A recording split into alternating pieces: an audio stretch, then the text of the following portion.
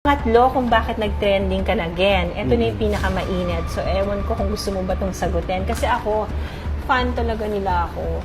So, ayoko talaga magkatotoo. Meron kasi nagtatag sa amin ng hula ka na kakaroon ng problema si Katniel, si Catherine, tsaka si Daniel Padilla. Ano bang nababasa mo dito sa issue na ito? Ako na lang, ha? Oo, ikaw na lang. Kay Katniel. Pero may third party ako nararamdaman eh. Kanino? Sa lalaki. Ayun sa baraha po ito. Wala kaming kinalaman, baka mamaya i-bash-bash tayo. Ako lang naman yung nagtatanong bilang isang fan. Actually, yung nila card, magkakaroon pa rin naman ng reconciliation o pagkakasundo pa rin ng dalawa. Naghiwalay sila ngayon? Meron silang issue ngayon na pinagdadaanan. Okay. Parang ito pa nga, pagtigil eh. Kumbaga sa isang takbo ng relationship, call off muna tayo. Okay. Tigil muna tayo. Oh. May harang pa. May nakikialam, may humaharang. And then there is someone nga parang other side o other party. Lalabas naman yung reason yan.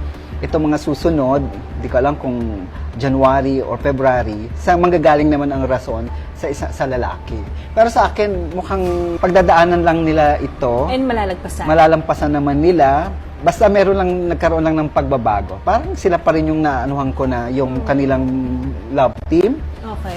Pero magbabago kasi ang babae. Kagawa ng sariling ang babae. Yung parang nag-iba ang kanyang imahe.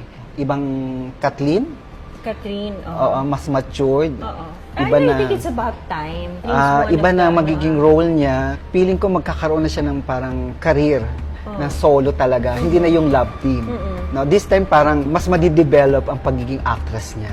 Which is good, di ba? Kasi that's something that we Oo, should kasi all may watch tagumpay out for. ang batang ito. Mabibilang siya sa sa mga panahon nila, alam mo yung mga kilalang artista noon, si Vilma, si Nora, may kakayahan maging ganun siya.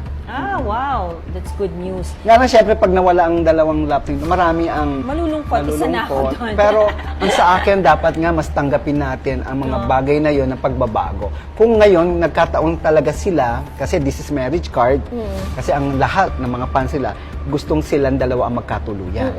I hope meron kasi soulmate naman ang dalawa.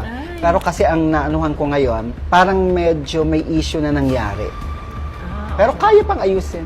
Ayun. At least yun ang importante, di ba? Kung totoo man na sila hindi umano'y nagkakaroon ng problema. I mean, in parang every relationship nag-iiwasan. naman, di ba? May ganyan naman talaga. So, sis, lang tayo, since nasagot mo yung 3 trending na hula na